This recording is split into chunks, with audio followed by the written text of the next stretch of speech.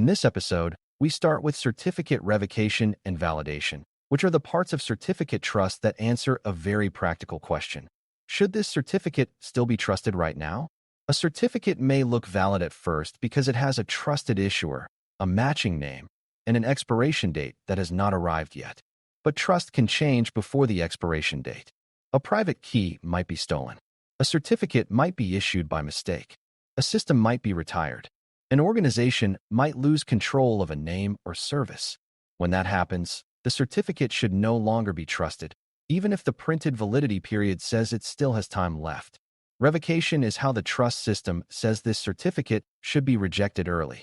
Validation is how your system checks whether trust is still acceptable before relying on the certificate. Before we continue, a quick note. This audio course is part of our companion study series. The first book is a detailed study guide that explains the exam and helps you prepare for it with confidence. The second is a Kindle-only ebook with 1,000 flashcards you can use on your mobile device or Kindle for quick review. You can find both at Cyber.News in the Bare Metal Study Guide series. A certificate expiration date is not the only thing that matters. Expiration is planned. It tells you when the certificate naturally reaches the end of its trusted life. Revocation is different because it handles unexpected trust problems before that normal end date. Imagine a certificate that was issued for a secure website and still has several months left before it expires. If the matching private key is compromised today, waiting for expiration would be dangerous. An attacker who has that private key may be able to impersonate the service or undermine the trust people place in it. Revocation gives the certificate authority, CA, or the organization responsible for the certificate, a way to mark that certificate as no longer trustworthy. Without revocation, a damaged trust relationship could remain active far too long. Validation is the process your system uses to decide whether a certificate should be accepted. When a browser, application, device, or service receives a certificate, it should check several things before trusting it. It should check whether the certificate chains back to a trusted root. It should check whether the name on the certificate matches the service being reached. It should check whether the certificate is within its valid date range. It should also check whether the certificate has been revoked. These checks work together. If one of them fails, the system may warn you, block the connection, or require a different security decision. You should think of validation as a trust inspection. The certificate is making a claim, and the system is checking whether the claim still holds up. A certificate revocation list, CRL, is one way to tell systems which certificates should no longer be trusted. A CRL is published by ACA and contains certificates that have been revoked before their expiration dates. When a system checks revocation using a CRL, it can compare the certificate it received against the list. If the certificate appears on the list, the system should treat it as revoked. The idea is straightforward, but there are practical issues. A list has to be downloaded or accessed. It has to be current enough to be useful. If the list is old, the system may not know about a recently revoked certificate. If the list is unavailable, the system has to decide what to do with incomplete information. That decision can become a trust problem. CRLs can be useful because they provide a signed, published record of revoked certificates. They can be cached, which means a system may keep a copy for a period of time instead of asking the CA every single time. Caching can reduce network traffic and allow validation to continue when the system cannot immediately reach the issuer. The trade-off is freshness. If a certificate was revoked after the cached list was downloaded, the system may not know until it gets an updated list. In some environments, that delay may be acceptable. In others, especially where high-value systems or sensitive transactions are involved, stale revocation information may be too risky. When you see CRLs on the exam, remember both sides. They provide revocation information, but they may not always be the fastest way to learn about a new revocation. Online Certificate Status Protocol, OCSP, is another way to check whether a certificate is still trusted.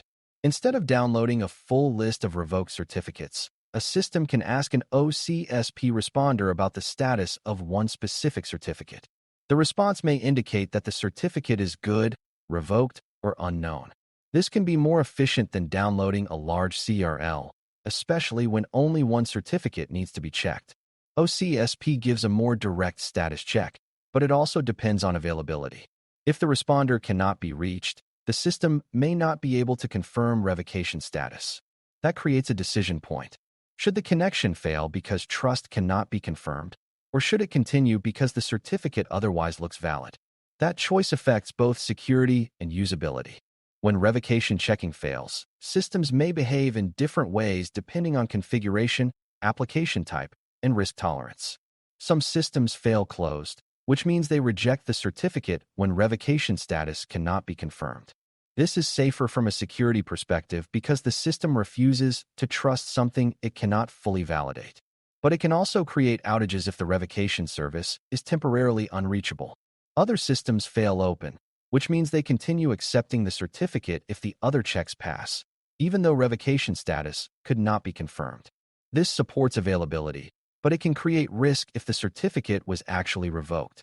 Neither approach is perfect in every situation. The decision depends on what the system protects, how sensitive the connection is, and how much risk the organization is willing to accept. Expired certificates create a different kind of validation failure. An expired certificate has passed the end of its valid date range. Even if the certificate was never revoked, it should no longer be trusted for normal use after expiration. This can cause real service problems because secure connections may fail or users may see warnings. You may have seen a browser warning that a site's certificate is expired.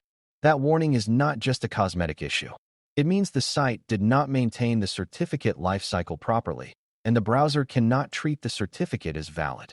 Expiration helps prevent certificates from being trusted forever, but it also creates operational responsibility.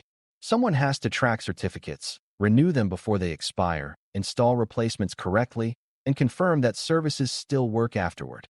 A compromised private key is one of the most serious reasons for revocation.